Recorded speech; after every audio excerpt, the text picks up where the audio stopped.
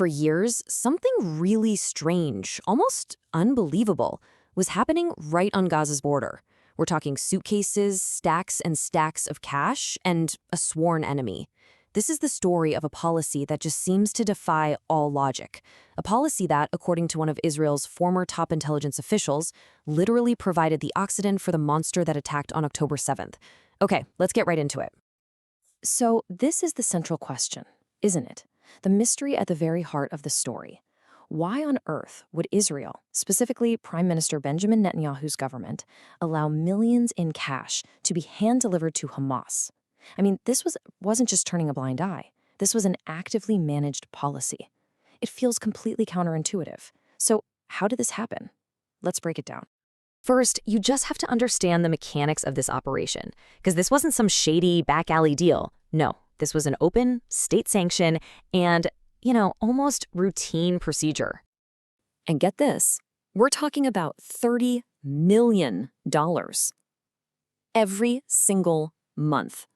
This wasn't a one-off payment to solve a crisis. It became a predictable, reliable income stream that Hamas could literally count on month after month. Imagine what that does for your budgeting if you're a terror group. The process itself is just wild. Picture this. A Qatari envoy flies into Israel, openly, carrying suitcases stuffed with cash. They stay the night. The next day, they get an escort from Israel's own civil administration right to the Gaza border. And there, the suitcases are just handed over to Hamas officials. It wasn't a mistake. It was a well-oiled, officially sanctioned machine. Now, this policy seems even crazier when you look at what Israel was doing before this. For years, Israel had actually pioneered one of the world's most effective ways to fight terror, by strangling it financially. The whole idea was simple, but it was powerful. You see, terror groups, at the end of the day, they're organizations. They need money to survive. So if you cut off their money, you cut off their ability to do, everything. You can't recruit, you can't train, you can't buy weapons. You're treating the root of the problem, not just reacting to the attacks. And the special unit that championed this whole strategy was called Tzeltal, which means harpoon. Its former head, Udi Levy, is our main source for understanding all of this.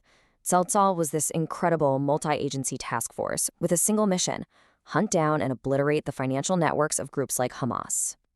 And the man who really drove this doctrine home was the legendary Mossad chief, Meir Dagan.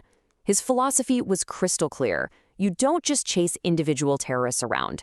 You dismantle the entire ecosystem that supports them.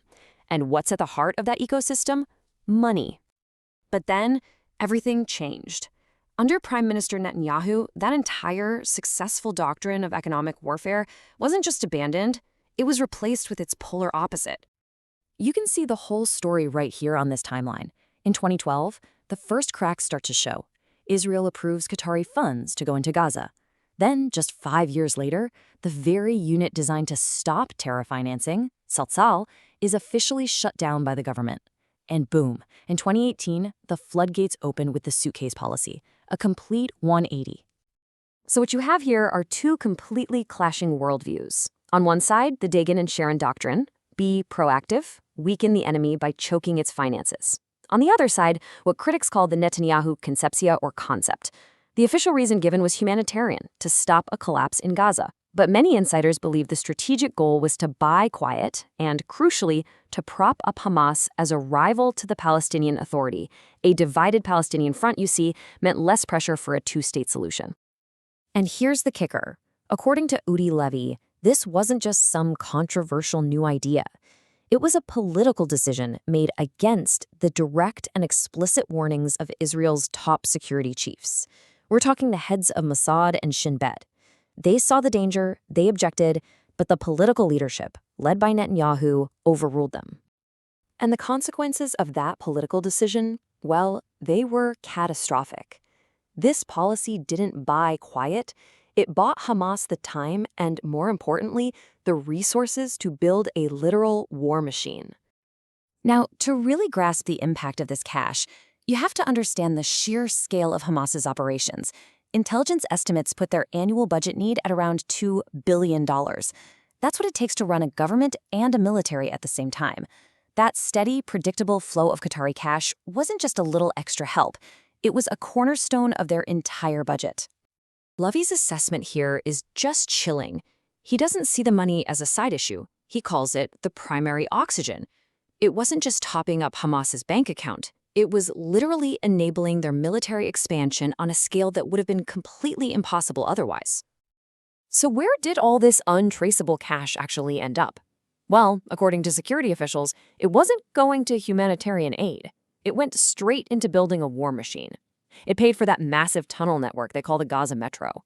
It paid the salaries for thousands of fighters. It funded weapons smuggling and the training for their most elite units.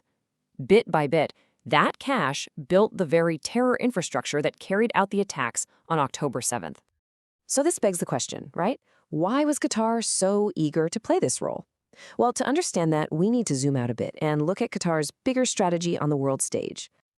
According to Levy, Qatar is basically playing a double game. It presents one face to the West, the modern, sophisticated business hub.